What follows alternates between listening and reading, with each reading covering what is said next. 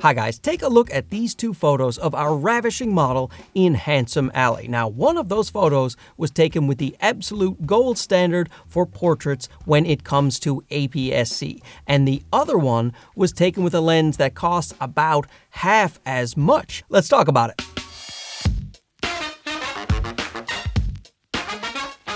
Now, when I say gold standard portrait photography aps-c camera, most people will think of this lens. This is the 56mm f1.4, and it is an outstanding lens still in 2025, one of the sharpest lenses you can get, one of the best lenses that you can possibly buy for any system, full frame aps-c, it doesn't matter. This is a wonderful lens, and everyone who has it says it is fantastic. No one regrets this decision. However, there is a new kid on the block right now, another 56mm f1.4. This comes in $200 cheaper than the already pretty fairly priced Sigma 56, and this one has an aperture ring that can be clicked or declicked, a focus hold button, and an autofocus to manual focus switch. So let's put those two photos up again, and they were both shot with the a6700 from Sony. We have the Sigma 56mm f1.4, which is $479 USD right now,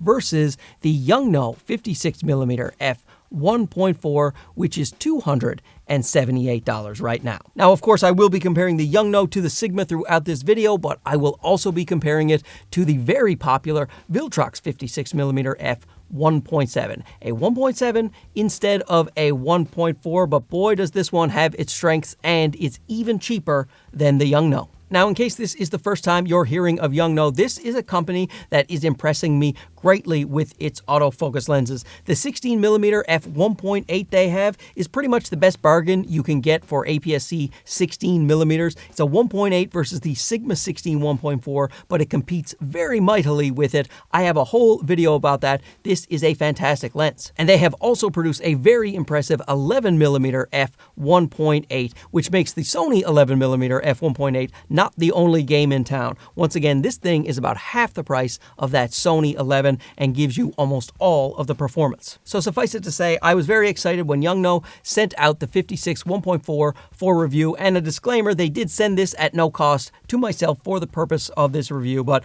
most of the lenses that I feature here on the channel were sent to me at no cost to myself. I love Viltrox, they send me lenses. I love Sigma, they send me lenses. So I have no skin in the game. I do want to help you make the best decision you can depending on your budget. Plus, I will leave affiliate links for all of them, so old Benny wins every time. Before we get into the test, let's talk about the build quality. I really do like the way Yongnuo builds these lenses. It is a bit of a throwback because they are metal lenses as opposed to plastic lenses. However, they are still not that heavy. Without the caps, the Yongnuo is 372 grams as opposed to the lighter 277 grams of the Sigma 56. The Viltrox 56 is actually the lightest at 170 grams. This is a very plastic lens, but it still feels pretty good. It is definitely very small and very light. When visually comparing the sizes, you can clearly see that the Sigma 56 is smaller than the Yongnuo, and the Viltrox is even smaller still.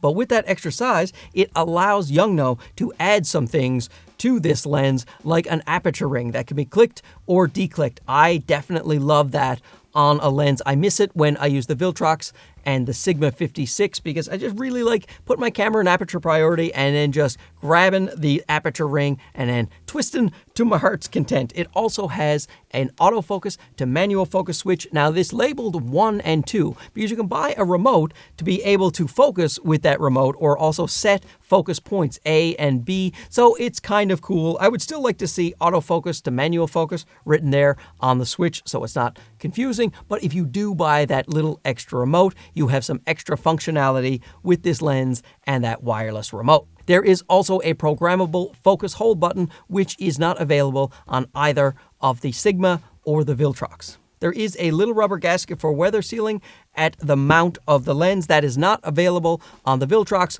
or the Sigma for that matter. They don't have any little weather sealing gasket. Also has a little USB-C port for updating the lens. I have updated Yongnuo lenses before through that USB-C port. No problems at all with the Yongnuo website. You have an extremely smooth turning focus ring, maybe a little too smooth. It is just so easy to slide the focus ring around. That is a personal preference. Perhaps you like it when it is very loose. I would like to feel a little more resistance when I am going to focus manually. The lens actually features a very deep lens hood that can help you avoid some flares if they're trying to creep in to your photos. And it has a 58mm filter thread. But how does it perform optically? I am happy to say that in most categories, it does quite well. For instance, autofocus. Autofocus is definitely a strength of this lens. It is like using a native Sony lens or the Sigma 56. It is so snappy and reliable. It is almost instant. It is very quiet. It is a tiny bit louder than the Sigma if you are putting your ear up to the lens, but certainly nothing that you have to worry about at all. Quick, snappy, responsive, whether you are an AFC, AFS, if you are tracking your subjects or not. Very reliable autofocus, which of course is one of the keys to a great lens. Sharpness. Now this Yongnuo is a very sharp lens. However, it is up against the Sigma 56 1.4, and it's very hard to out-sharpen the Sigma 56. This is razor sharp, insanely sharp. And this lens does not get to the level of this Sigma, but it is pretty close. When you are at 1.4, you can see that the Sigma 56 1.4 is sharper at that 1.4, but it is still more than acceptably sharp on the Yongnuo. It's just nothing can compete with this guy at 56 1.4, and it is a more expensive lens. Now, the Viltrox 56 1.7, while that looks sharper than the Yongnuo at 1.4, if you stop the Yongnuo to f1.8 or even f1.6, you will notice that it is pretty much on par with the Viltrox 56 1.7 at 1.7. And this is a really sharp lens. So I am impressed with the sharpness of this lens. However, if you are looking for ultimate sharpness in your portrait lens at 56mm, then you still have to go with the Sigma 1.4. You do have some noticeable vignetting when you are down at the lower f-stops at f1.4 to about f2.8, but that certainly can be corrected very easily in post. And Yongnuo also have picture profiles on their website that you can download and use in programs like Lightroom. So one touch of a button, you can get rid of the vignetting or do that yourself. The great news is you don't see a lot of distortion on this lens, so there's really no need to correct that in post. You can still download the profile to make it perfect. However, I find no reason to bother with the distortion on this particular lens. Now let's move into a category that is probably the weakest point for this Yongnuo lens, and that is with chromatic aberration. The lateral chromatic aberration is actually great on the lens. All three lenses do a very good job with lateral chromatic aberration. But when it comes to longitudinal chromatic aberration, you do see a problem with the Yongnuo lens. You will have longitudinal chromatic aberration. So that's the color fringing you see on the areas that are out of focus in the foreground and the background. You see magenta or you see a green color cast, and that is the longitudinal chromatic aberration. Now that is definitely present when you are in a stressful environment with the Yongnuo 56. It is also present on the Sigma 56, but the Sigma 56, it's not as strong. When you're down at 1.4, you can definitely see it more on the Yongnuo lens. Now, in my day-to-day photography, I don't really see it, but when you are in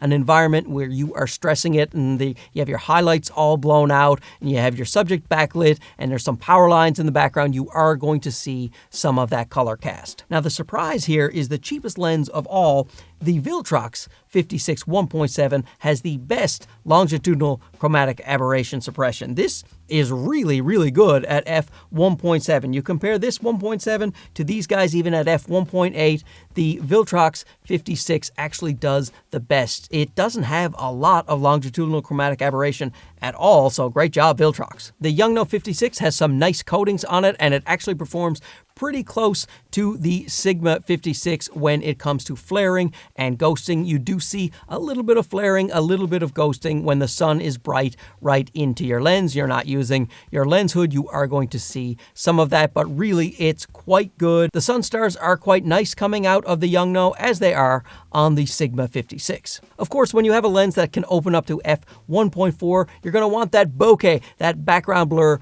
to look nice and creamy, and it certainly does on this Yongnuo lens. It is pretty much indistinguishable from the great bokeh quality of the Sigma 56 at f1.4. So very pleased to see it. Nothing busy going on back there. Great fall off from things that are in focus to out of focus. So I do really like the way the background out of focus areas are rendered. Now, when it comes to the bokeh balls are pretty good on this lens. They are clean and they are round. You do see a little bit of color fringing on the membrane around the bokeh balls with the Yongnuo 56 that you don't see with the Sigma 56. And the Sigma 56 can also get much larger bokeh balls when you are focusing at minimum focus distance. And speaking of minimum focus distance, the minimum focus distance on the Yongnuo lens is 60 centimeters. It is 50 centimeters on the Sigma lens, so you can get a little bit closer to your subject and blow out that background a little bit more. The Viltrox splits the difference. You can do 55 centimeters as your minimum focus distance for this lens, so it is in between these two. So when we're talking price and value, this is actually really interesting. Like I said, $479